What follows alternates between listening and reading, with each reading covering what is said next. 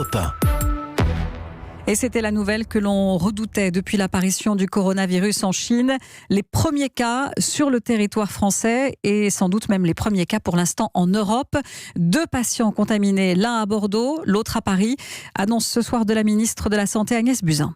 Le cas qui a été hospitalisé à Bordeaux est bien un cas confirmé, positif pour le coronavirus. Le patient est âgé de 48 ans. Il revient de Chine où il a fait un voyage de quelques jours. Il est passé par la ville de Wuhan. Donc il est hospitalisé depuis hier à Bordeaux. Il est en chambre isolée de façon à ce qu'il n'ait pas de contact ultérieur. Il va bien.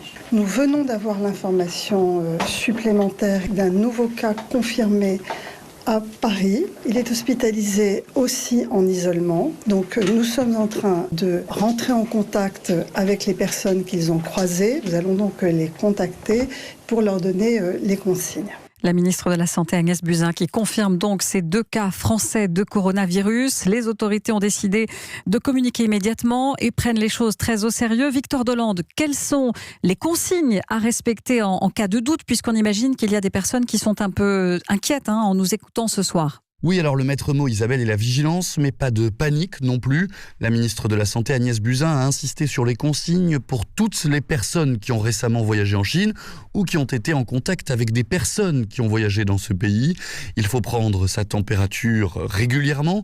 Si vous toussez en plus et que vous avez un doute, ne surtout pas se rendre aux urgences ni appeler un médecin.